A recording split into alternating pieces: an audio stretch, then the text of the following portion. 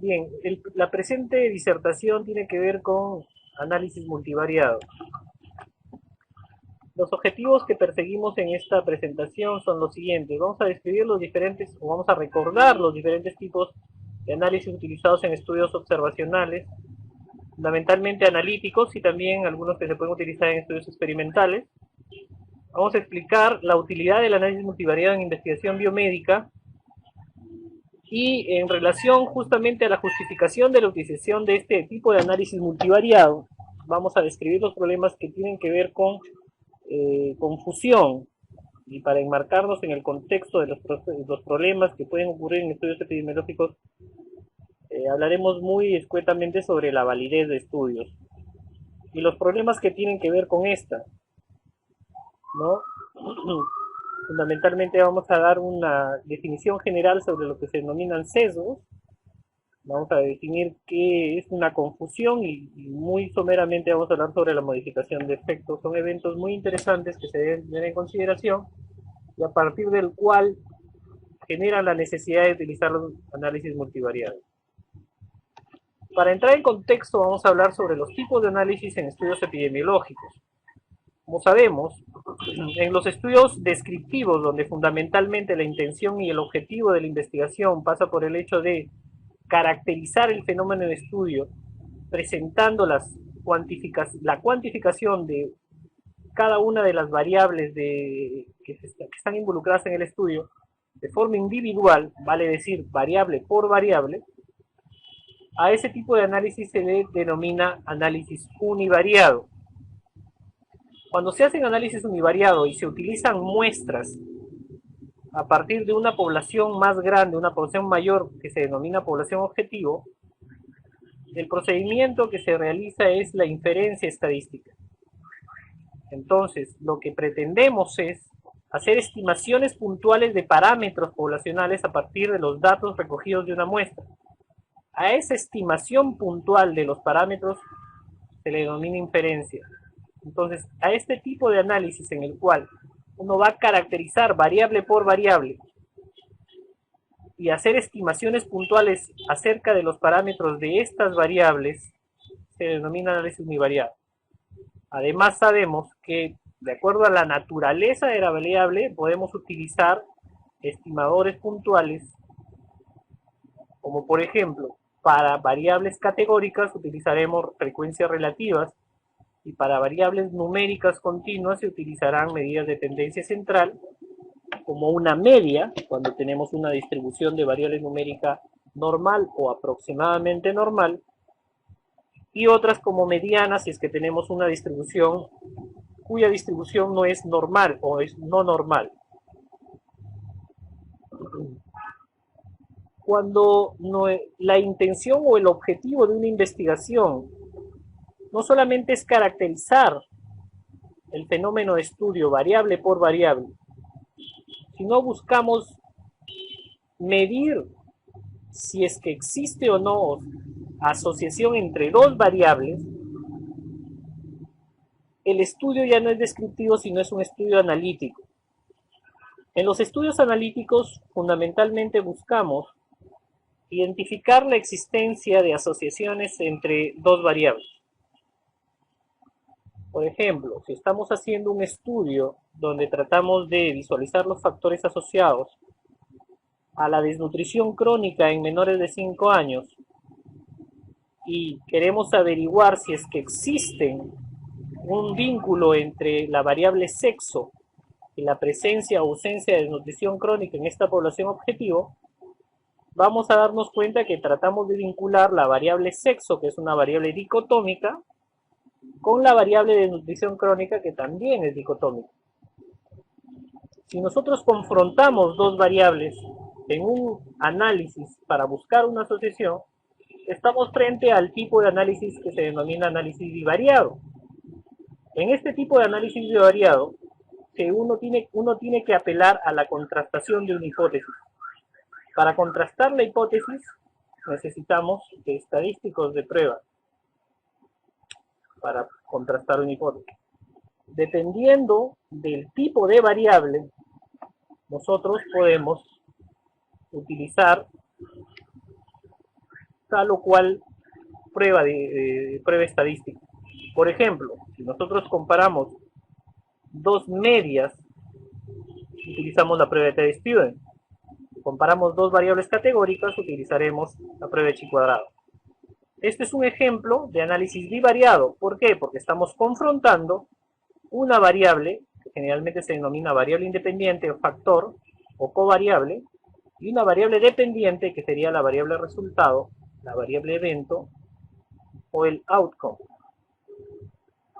Ese tipo de variables, ese tipo de análisis bivariado siempre está sujeto a un riesgo que se denomina el riesgo de confusión.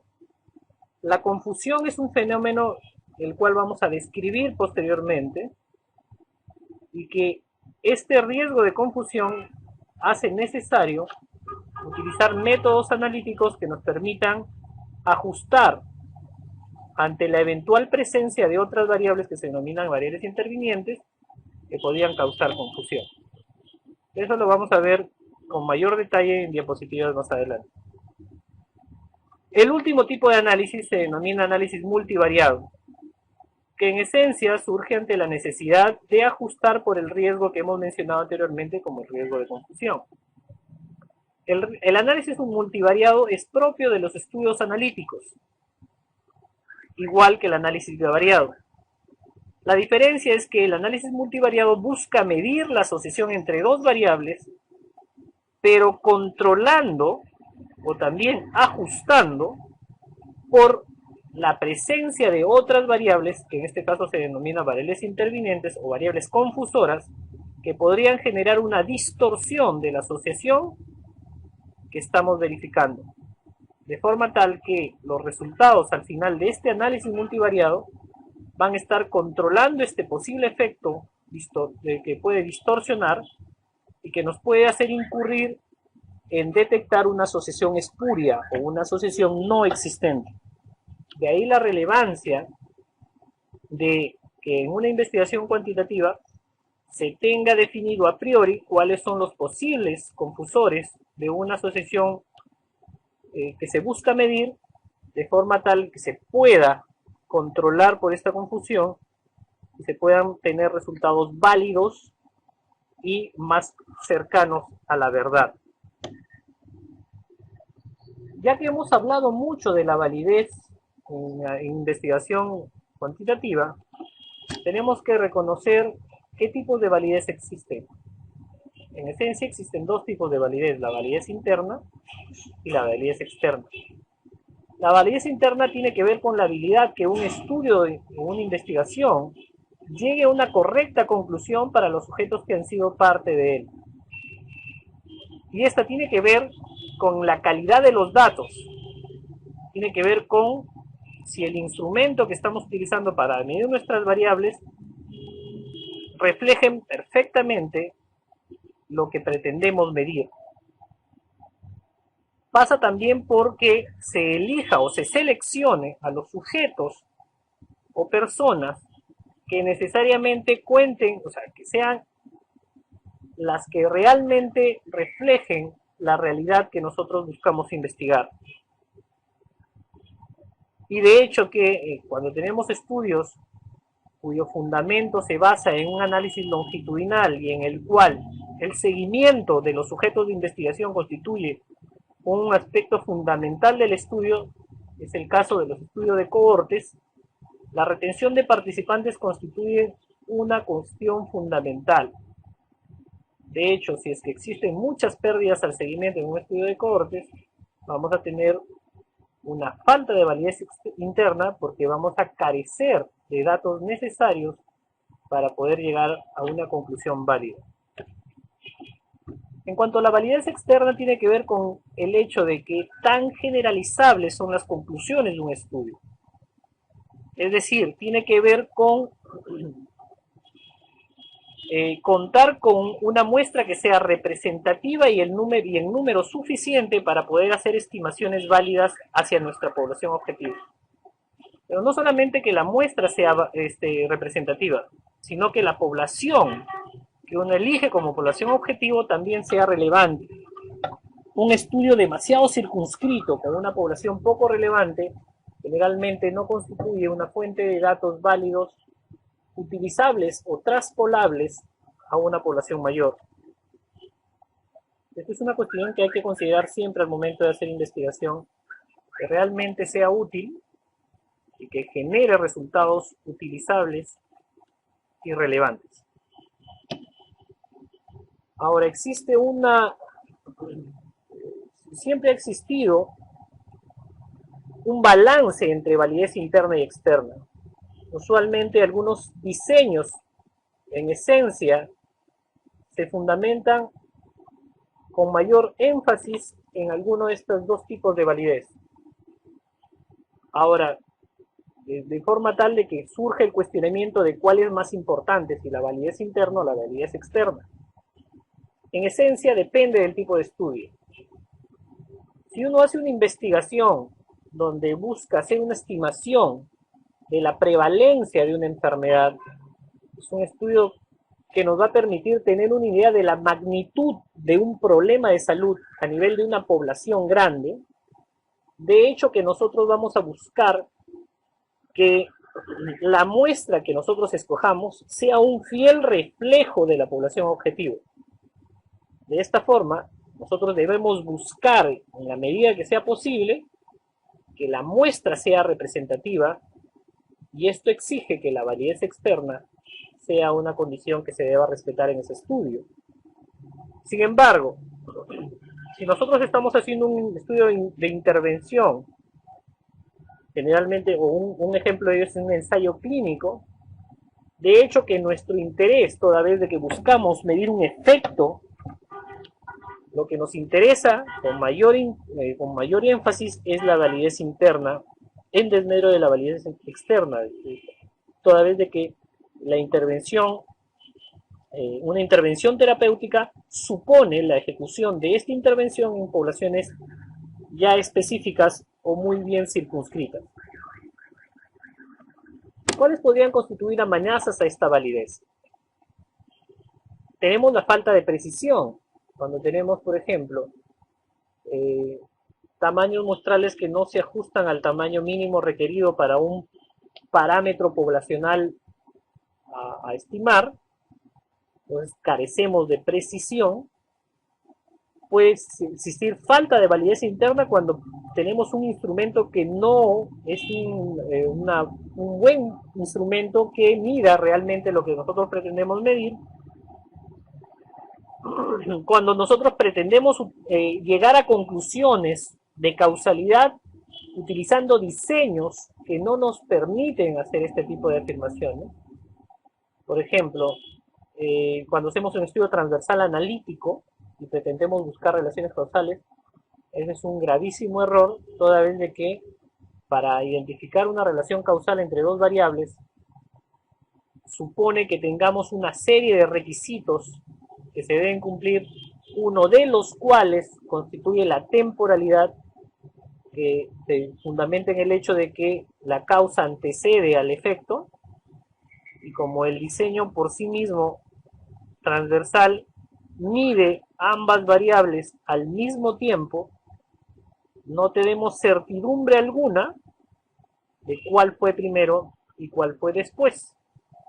Esto constituye un riesgo de causalidad reversa que puede hacernos incurrir en un error gravísimo al momento de concluir en un estudio. El único diseño analítico que nos permite tener temporalidad es el diseño de cohortes, porque partimos del inicio del estudio con expuestos y no expuestos y verificamos la incidencia o la ocurrencia de la variable dependiente o el evento principal o resultado. El otro es la falta de validez externa, que tiene que ver con aspectos que ya hemos discutido, que es la capacidad de generalizar los resultados.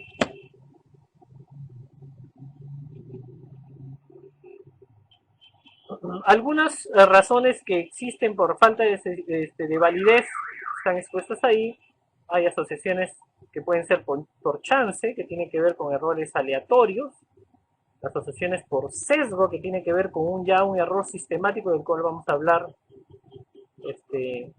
posteriormente.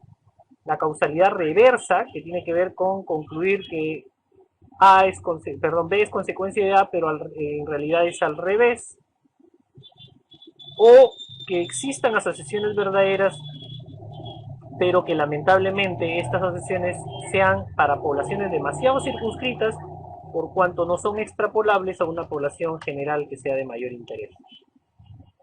Ahora sí vamos a definir qué es sesgo. El sesgo es una desviación de los resultados o inferencias de la verdad. En términos generales se puede considerar como cualquier tendencia, se dice tendencia porque constituye un error sistemático, ¿no?, en la recolección, análisis, interpretación e incluso publicación o revisión de los datos que puedan llegar a las conclusiones, ¿no?, y que, como dice bien claro, son sistemáticamente diferentes a la verdad. Esto implica que es un error que se va a repetir de manera constante y que va a hacer que el resultado se separe del valor real. También se está definido como cualquier error sistemático desde el diseño, realización, análisis de un estudio que da lugar a una estimación errónea del efecto de una exposición sobre el riesgo de una enfermedad. Existen varios tipos de sesgo, fundamentalmente existen dos tipos de sesgo, el sesgo de selección y el sesgo de información. El sesgo de selección tiene que ver con cuando los individuos que se estudian no son representativos de la población objetivo de la cual se desea extraer las conclusiones. Por consiguiente, se ha seleccionado sistemáticamente a un subsector de esta población que hace que las conclusiones no sean válidas. Esta selección generalmente se hace preferencial de sujetos por una condición de sesgo, que en este caso puede ser por su condición de ser casos o ser controles, o por estar expuestos o no estar expuestos. Hay algunos ejemplos de sesgo de selección, como la autoselección o voluntariado, el sesgo de no respuesta, el sesgo del efecto del trabajador sano, entre otros. No vamos a redundar más detalles sobre esto porque escapan al alcance de la presente disertación. El sesgo de información tiene que ver con un error sistemático en la medición de la exposición o el resultado. Son diferencias en la medición de la exposición de los casos y controles y diferencias en la medición de los resultados del caso de cohorte, ¿no? O sea, tiene que ver con el procedimiento de levantamiento de información. Están los tipos de sesgo de reporte o sesgo de recuerdo, ¿no?, el sesgo de interrogador, el sesgo de seguimiento. Y ahora sí vamos a llegar al tema que es motivo de la presentación, que tiene que ver con la confusión. ¿Qué es confusión? Ocurre cuando la asociación entre la variable independiente y la dependiente, vale decir, la exposición y la enfermedad bajo estudio, es distorsionada por la intervención u efecto de otro factor o variable.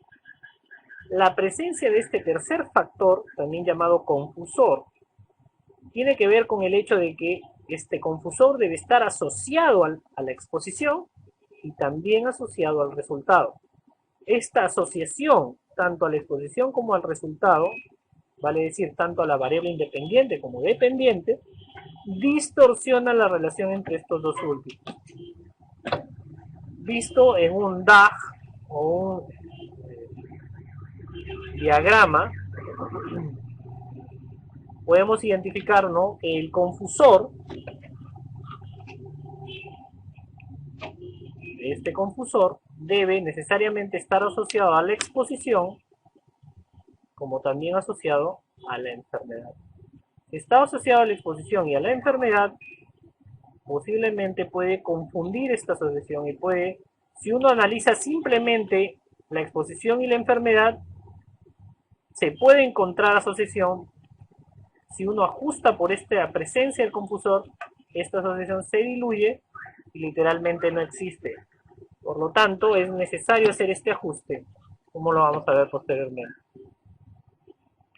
Por lo tanto, según Rothman, el confusor debe ser un factor de riesgo para la enfermedad, o sea, debe estar asociado a la enfermedad, ser un factor de riesgo de esta. El factor confusor también, para ser confusor, debe estar asociado con la exposición. El confusor no debe ser afectado por la exposición a la enfermedad, vale decir que no puede ser el resultado de la exposición. y tampoco debe ser un paso intermedio en el camino causal de la exposición a la enfermedad. Acá hay un ejemplo muy interesante tomado en una diapositiva del doctor Kaichi Waman sobre un estudio que nos describe la asociación entre la exposición al tolueno y la diabetes mellitus. Si ustedes se fijan, esta es una tabla de 2×2 propia de los estudios de casos y controles, cuando tenemos una exposición dicotómica y una variable dependiente dicotómica. Si nuestro diseño es un estudio de casos y controles, tenemos los casos que son los diabéticos y los controles no diabéticos.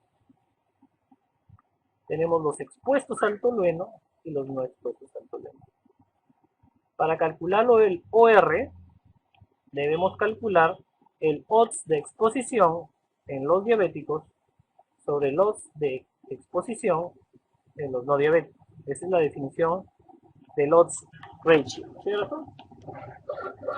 Al calcular el OR en este estudio, concluimos con un OR de 1.95, cuya interpretación podríamos asumir como que los pacientes diabéticos en el presente estudio presentaron 95% más chance de haber estado expuestos al tolueno con respecto a los no diabéticos. Eso quiere decir que la exposición al tolueno puede estar en relación a un 95% más de posibilidad o chance de desarrollar diabetes. Si nosotros hacemos una revisión de qué factores o qué otras variables podrían estar asociadas a la enfermedad y a la exposición, supongamos que la edad, pensamos que la edad podría confundir la asociación entre diabetes y tolueno. Para corroborar si la edad podría constituir un confusor, habría que pensar si es que la edad está asociada a la enfermedad. Entonces, si pensamos que la diabetes mellitus se puede manifestar con mayor frecuencia a mayor edad, podríamos estar pensando que la edad puede constituir un factor de riesgo para diabetes. Y es más, si pensamos que este estudio se ha desarrollado en una población circunscrita, en cuya actividades, dentro de las actividades económicas de esta población está la minería, podríamos suponer que dentro de la población trabajadora expuesta al tolueno, a mayor edad supone el hecho de que la persona ha trabajado más años, por lo tanto podrían estar expuestos con mayor probabilidad al tolueno. Ante esta evidencia podríamos suponer que la edad podría confundir la asociación entre diabetes y tolueno. Dicho de esta forma, uno de los métodos para controlar la confusión se denomina estratificación. ¿Cómo estratificamos este fenómeno? Para ajustar la variable confusora edad, vamos a separar toda la población anterior, de la cual se ha hecho el estudio, en menores de 40 años y mayores de 40 años. Al separar la población por esta edad, analizamos la exposición al tolueno con la diabetes mellitus solo entre los menores de 40 años. Y hacemos otro análisis por separado entre el tolueno y la diabetes solo para los mayores de 40. Al separar la población en dos subpoblaciones de menores de 40 y mayores de 40, estamos anulando el efecto confusor de la variable edad, porque estamos homogenizando la población menor en un subanálisis y homogenizando la población mayor de 40 en el otro subanálisis, de forma tal que el análisis del OR realizado en menor de 40 va a estar libre del efecto confusor de la variable edad. si nos fijamos al calcular el OR por separado, podemos verificar que el OR en ambos grupos es igual a 1. Y un OR igual a 1 quiere decir que no hay asociación entre la exposición al tolueno y la diabetes mellitus. ¿Qué pasó entonces? El OR de la primera tabla de 2×2 se llama OR crudo, OR sin estratificar. Pero el OR que estamos viendo acá, separado por dos estratos de edad, se llama OR ajustado por la variable edad. La edad confunde debido a que está asociada con la diabetes independientemente de la exposición del tolueno. Y si uno quiere identificar si es que la variable edad está asociada a la diabetes, podemos separar la población entre expuestos al tolueno y no expuestos al tolueno. Y veremos que perfectamente se ve que los mayores de 40, el OR es 4 en los expuestos, y en los no expuestos el OR es igual, 4.